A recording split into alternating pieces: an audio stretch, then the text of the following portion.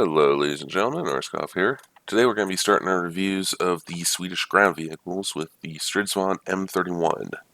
I know I said in my general overview last week that I'd be doing the M38, 39, 39TD as well, but I've been pretty sick this last week or so here, so I've decided to go easy on myself and just do the M31 today. We'll do the other three next week. The M31 is a favorite of mine, and one of the tanks I tend to take into much higher tiers, even all the way up to like 5.3. So to start, let's talk about armor. The M31 has between 14 and 24 millimeters of hull armor, with the bulk being 24 millimeter armor, and weaker points such as the driver's hatch being 14 millimeters thick. The turret has 24 millimeter armor all the way around, with the exception of the roof, which has 8 millimeters. This is true of the top of the hull as well, which has 8 millimeters in the front and rear, and 5 millimeters in the middle of the vehicle. The front of the tank and the sides of the engine compartment have modest slopes, but this will rarely be a factor given just how thin the armor of this tank really is. However, there is a surprisingly effective way to survive being shot at with this thing. At the back of the tank, we have a sloped 20 millimeter armor plate. It's hard to see because of the way War Thunder displays armor, but there's actually a second vertical plate of 20 millimeter armor behind that, essentially giving this thing 40 millimeters of space armor.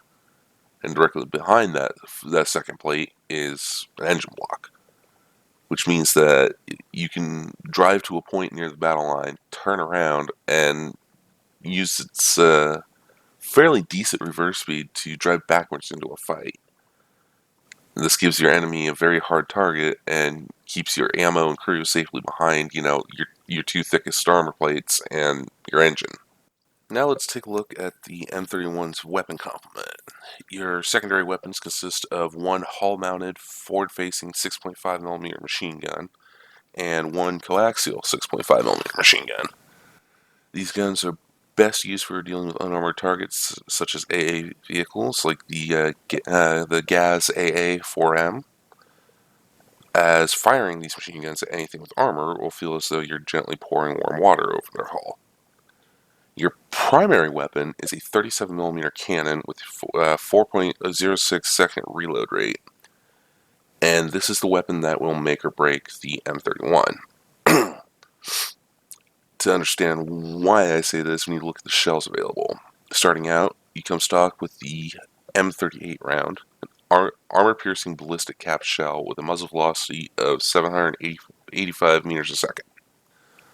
It has a fairly flat trajectory thanks to its high speed. However, its penetration starts at 59 millimeters at 10 meters, drops to 41 millimeters at 500 meters. You can make straight-on shots on things close to your own BR, but any sort of armor angle will be your undoing. It also has no explosive filler. The M31 has two shell upgrades available, starting with the M39 shell. This shell is also an APBC round. However, it comes with 15 grams of explosive filler. It's also got a slightly higher muzzle velocity at 800 meters a second. This shell, as well as the M38, both have the typical 47, 60, 65 bounce profile, which is fairly typical for most tank shells. However, when you switch to this new shell, you will be suffering a hit in the penetration department. You'll have 55 millimeters pen at 10 meters and 37 at 500 meters. Now, all of these numbers are assuming a 90-degree angle of attack, or that the shell is always hitting perpendicular to the armor. As always, angles will reduce your chances of penetrating, and this can be particularly frustrating with these two shells. Now, you might be wondering, why is it I'm saying that the M31 can be used at high tiers? Well, I understand that when you look at the last shell available to the M31, the M49 round. Oh, thank you, Snail Daddy. The M49 shell is an armor-piercing discarding sabot round with a muzzle velocity of 1,150 meters a second and the ability to penetrate 105 millimeters of armor at 10 meters and 97 millimeters of armor at 500 meters. This round is highly effective at taking down much larger and better armored targets, while its high velocity and penetration make it excellent for long-range attacks against most light and medium tanks. For example, the T-34-85 has at most 90 millimeters of armor. So as long as you can get a proper firing angle on this thing, you can penetrate the T-34-85 at its thickest point as long as you're within 1,000 meters. However, this brings us to the two major drawbacks of the M49 shell. First off, the shell has absolutely no HE filler and causes very little in the way of spalling, which means you will often find yourself having to shoot at the enemy multiple times to get them to go down. The other problem with the M49 shell is that it has a much tighter 75, 78, 80 bounce profile, which means that this is going to be much more adversely affected by sloped or angled armor than most shells. However, this thing is going to be your single most powerful tool while playing Swedish ground. Alright, so now we know what the Strv M31 is. Let's talk about how to use it.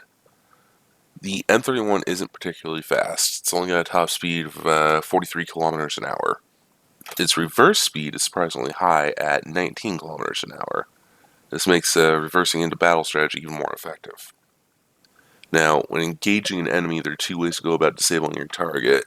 Naturally, if you know where to shoot for a one-shot kill, then go for it. But if you do not know, or if you're facing a target with a lot of crew, such as an LVT, your best bet will be a gunner-driver finish method. This means that your first shot takes out their gunner, followed by a shot to disable their driver. At this point, you're free to just lay into them and, pick off the rest of the crew. Alternatively, you could take out the engine before going for the gunner. A successful engine shot will disable the vehicle, and most players will prioritize putting out the fires on their tank before returning fire on the enemy, which leaves you free to just finish taking them apart. Defensively, your Strv M31 is at a massive disadvantage over everything it faces, with very little in the way of armor. Your small size and high velocity APDS rounds do give you the option of range on large open maps, especially like the Poland map with the little town in the lake. I find it's often feasible to hide up on one of the bits of high ground overlooking the lake and fire across. And your small size and great color kind of make you look like a boulder. In tight quarters, however, such as an urban environment, your best bet is going to be find a place where you can cover as much of your tank as possible, as armor angling with this thing is far from effective. Alternatively, and this is what I tend to do, although the effectiveness is arguable, you can employ a run and gun kind of playstyle. You're slower than most early vehicles, but if you know the map and you can predict the enemy's movements, you can still pull off a highly mobile, flank-heavy playstyle. This works best on a main line of battle, where the enemy's focused on your allies in front of them and not the one determined Swedish boy that just showed up behind them. Alright, that about wraps up our overview of the Strv M31. If you have a question I didn't cover in the video, please leave it in comments, and I will do my best to get back to you on it. Next week, we will be taking a look at the Strv M38 and its two premium sisters, the M39 and M39TD. Thank you for watching, and I will see you in the next one.